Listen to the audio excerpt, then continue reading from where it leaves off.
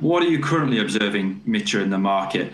What trends are coming about? What kind of languages? What's the move in terms of content?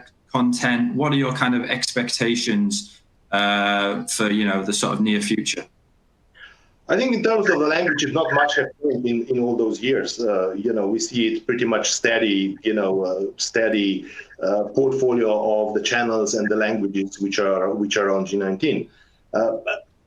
Things have changed, of course, the move from SD to HD. So we are really trying hard to push that. We have several HD channels that we have implemented on G19 in the last couple of years. So this is a big move, and this is where we see trend going with the channels. There is still this legacy of the religious channels, which most of them don't have the finance, don't have the means to go to HD, so they will probably stay in SD for foreseeable future. So we have to maintain this relationship also with these channels, because these are very important channels. Some of them are rather big as well. Then of course we have all the development which happened on the OTT and IP-based platforms, which did take some of the business away, I think, from all of us operating on G19.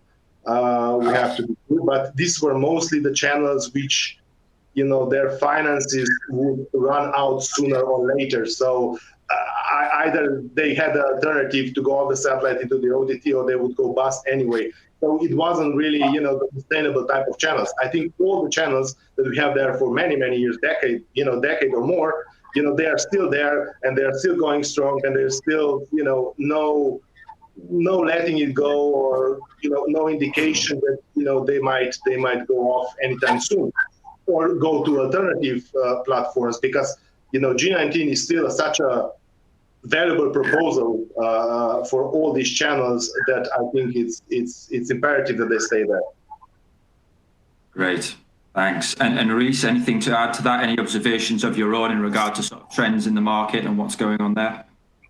Well, I think really I'd pick up on what Mitja said, because he touched on some of the alternative delivery methods, and we've also talked sort of about the Intelsat STN partnership on G19.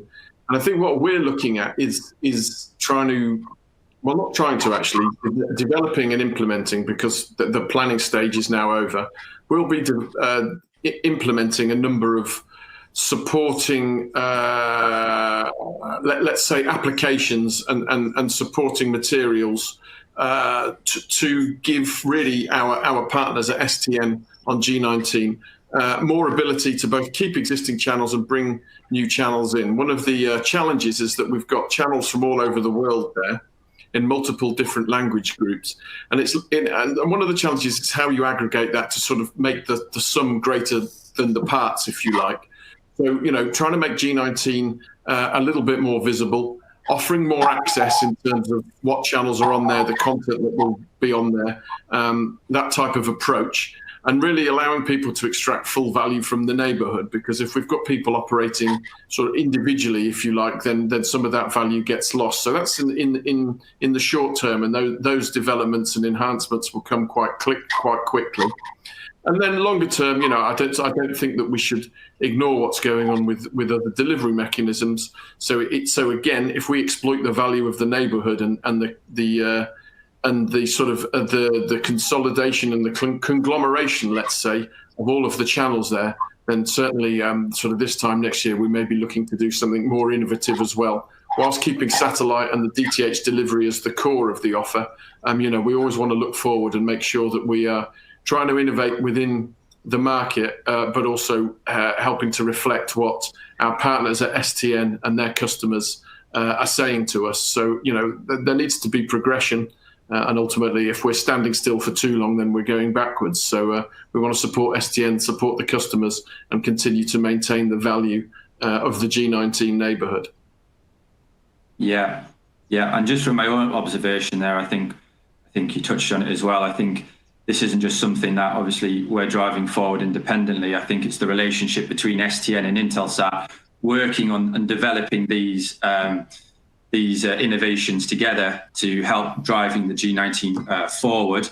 That is so crucial, and that ultimately helps it to be a massive success. The collaboration that goes around between the two parties.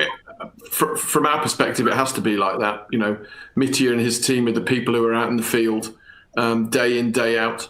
And so, you know, we need to listen to our partners and hear what they have to say in order to enact and execute the right sort of innovation. Hopefully, Mitja, you see that from your side.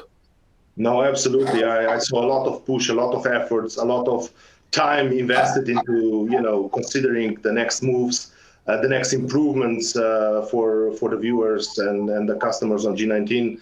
And as you rightly said, so, you know, we just sent to all our customers yesterday the questionnaire, which will enhance these new platforms, which will enable them, you know, to have a much better viewing experience. So, yeah, I think, you know, definitely there has been a lot of help from Intelsat in this respect.